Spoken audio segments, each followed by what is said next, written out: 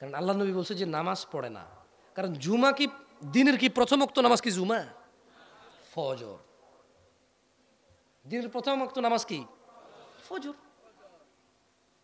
দিনের শেষ ওয়াক্ত নামাজ কি জুমা? শেষ ওয়াক্ত হচ্ছে ঈশা। ফজর আর ঈশার ভিতরে জুমা আসে অথবা যোহর আসে। কথা বুঝেন নাই? আচ্ছা, এখান থেকে চট্টগ্রাম রওনা দিলেন কোথায়? বারোয়ের হাট পর্যন্ত গেছেন। কই পর্যন্ত গেছেন? আপনি কি চিটং গেছেন? কেমনে গেলেন চিটং? আপনি বারোয়ের হাটে না। এই মেয়ে, আপনার সিটি গেটে একজন লোক বলতেছে যে এই তুমি শোনো, সিটি গেটের এসে বাম দিকে এসে দোকানে আসো, একটা তোমার জন্য একটা জিনিস রাখছি, জিনিসটা নিয়ে যাও। আপনি বারোয়ের হাট যাই 100 বছর বসে আছেন, ও জিনিস পাইবেন? হ্যাঁ, যেই লোকটা চিটংয়ে তার জন্য জিনিস রাখা, সে বারোয়ের হাট যায় বসে আছে, আর 15 কিলো গেলেই চিটাং। এখান থেকে 6 ঘন্টা গেল, আর 20 মিনিট গেলেই চিটাং। এই 20 মিনিট জায়গা যদি সে না যায়, সে কি জায়গা পৌঁছাবে? তদ্রূপ জান্নাত 5 ওয়াক্ত নামাজে আছে, জুমায় নাই। বুঝাইতে পারছি? জান্নাত 5 ওয়াক্ত সলাতে আছে, শুধু জুমাতে নাই। শুধু জুমাতে নাই। আল্লাহ আমাদেরকে বোঝার তৌফিক দান করবে। দিনী ভাইয়েরা, কিচ্ছু যায় আসে না, ওয়াল্লাহি কিচ্ছু যায় আসে না। এই নিঃশ্বাসটা বন্ধ হয়ে গেলে না, যে গুনাহগুলো আছে এগুলো আর মাফ করতে পারবেন না। এই পৃথিবী, এটা পৃথিবী, এখানে আল্লাহকে সন্তুষ্ট করার জায়গা, আল্লাহ থেকে মাপ নেওয়ার জায়গায় এটা, আল্লাহকে রাজি খুশি করার জায়গায় এটা। মরে গেলে আপনি নেকিও করতে পারবেন না, আর গুনাহও করতে, বরঞ্চ গুনাহ করতে পারবেন।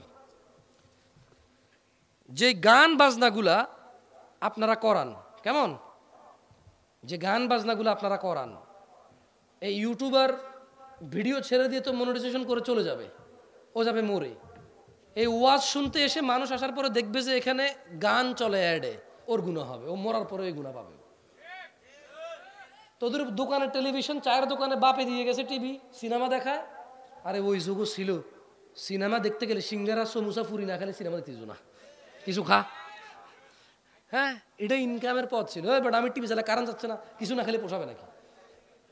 আরে ওই দিনও চলে গেছে, এখন যুগ উন্নত হয়েছে তো পোলাপায় এখন জানে না এগুলা।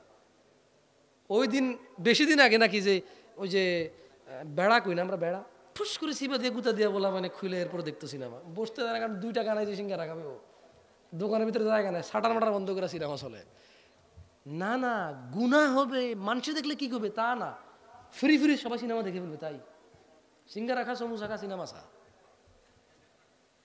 এরা মরে গেলেও গুনাহগুলো হতে থাকবে এদের। এই যে ডিশ ব্যবসা করে না, ডিশ ব্যবসা, এই যত মানুষ সিনেমা দেখে তাদের ডিশের থ্রুতে। এখন বলবো যে হুজুর ইসলামিক টিভি চ্যানেলও তো আছে, কয়টারে আছে কসাই? এখানে একজন লোক দাঁড়ান তো, বাংলাদেশে 5টা ইসলামিক চ্যানেলের নাম বলেন। তো ডিশও লাগারে গুলো আমার এই যুক্তি দেয়। কালকে এই যে আমাদের মোকাররম বিন মোহসেন মাদানী হাফেজাহুল্লাহর কাছে এক ছেলে এসে প্রশ্ন করতেছে, হুজুর ওই যে মানে ভাই বোনের যে জমিটা, হ্যাঁ, বোন যদি খুশি হয় ভাইকে দিয়ে দে, তাহলেও কি নেওয়া যাবে না? শেখ ওকে বোঝানোর বহু চেষ্টা করতেছে, সুন্দর করে বোঝে না।